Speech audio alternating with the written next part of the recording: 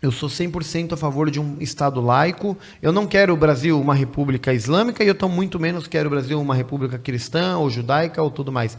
Eu quero um Brasil, na verdade, laico do jeito que ele é e eu sempre luto pela questão do direito e liberdade religiosa.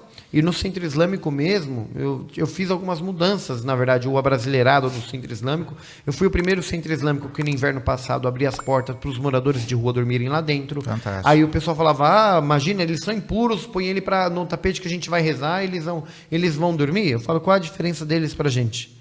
Teu coração mais impuro que está criticando e não ajuda, não faz nada. Eles ainda são pessoas protegidas por Deus ainda, né?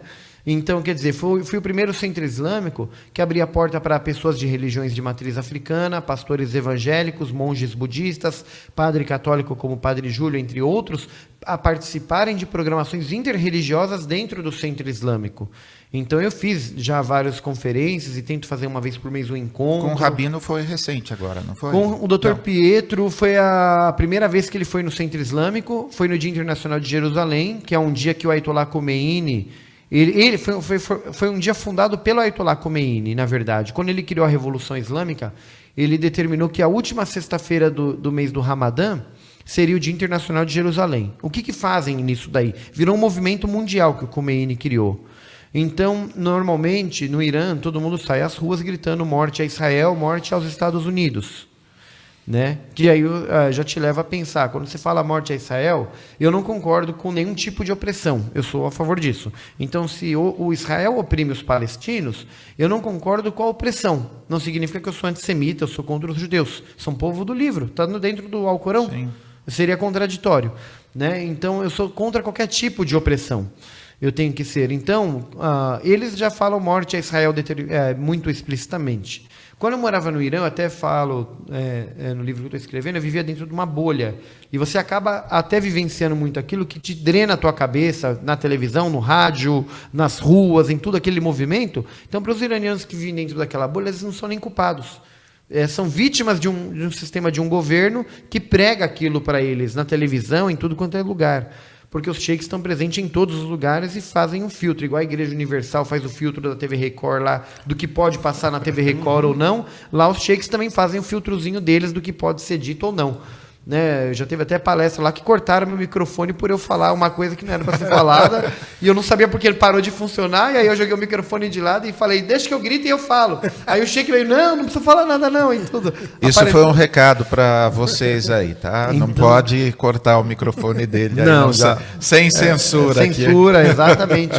Fui censurado no Irã, então então na verdade assim, eu acredito muito que nós devemos, nesse Dia Internacional de Jerusalém, ao invés de falar morte a Israel, morte aos Estados Unidos, a palavra morte, na verdade, ela é algo muito pesado, né? E tanto que tem um capítulo no Alcorão Sagrado que ele fala de morte, de guerra, que é o único capítulo do Alcorão que não começa com a palavra Bismillah, a frase Bismillahirrahmanirrahim, quer dizer, em nome de Deus, o Clemente Misericordioso. O Alcorão tem 114 capítulos, e com um deles não começa com em nome de Deus, o Clemente Misericordioso. Esse único capítulo é o que fala de morte e de guerra, porque morte e guerra não pode ser atribuído ao nome de Deus. Eu não posso vir aqui e roubar o celular do Sérgio e falar, olha, eu estou passando dificuldade, em nome de Deus eu vou roubar esse celular aqui. Em nome de Deus eu vou matar, em nome de Deus eu vou fazer algo. Né? Então, aliás, está aqui, olha só. O Alcorão em português. E né? Óbvio que apaixonado por livros e ainda mais depois dessa aula, vou devorar com muito carinho. E vai achar o capítulo que eu te falei, depois você me conta. Certamente. Né? Então, não se pode... então, nesse ano, na verdade, depois de um ano de pandemia, eu perdi a minha mãe, fez um ano agora, vítima da Covid também. A gente vê o quanto a opressão, o desgoverno e tudo aquilo que mata é ruim. E traz dor e sofrimento para qualquer pessoa. Então, esse ano eu fiz uma programação diferente no Dia Internacional de Jerusalém.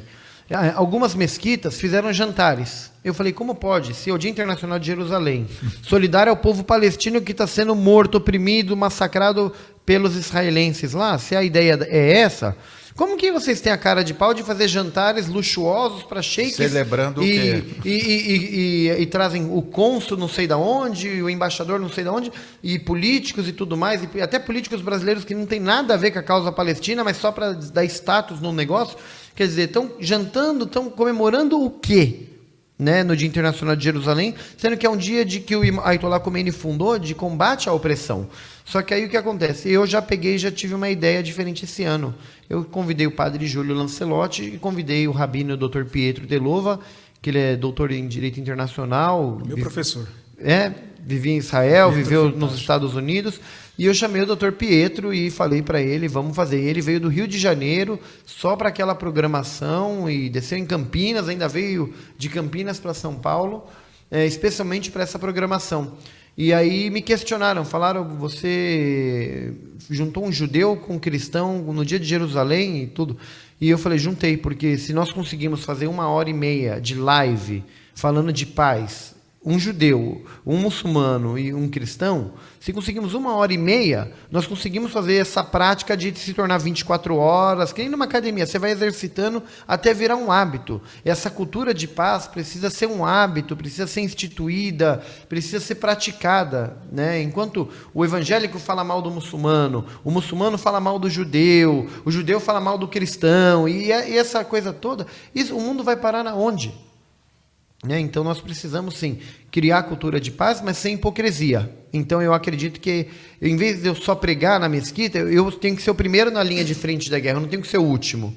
Eu não tenho que estar lá atrás e mandar os pequenos na frente na guerra. Eu tenho que estar na liderança na linha de frente e mostrar para as pessoas. Os muçulmanos não têm... A caridade é explícita no Corão Sagrado, mas os muçulmanos não têm o costume de fazer caridade. A forma deles fazer caridade é uma forma muito diferente do que eu conheço que está no Corão Sagrado.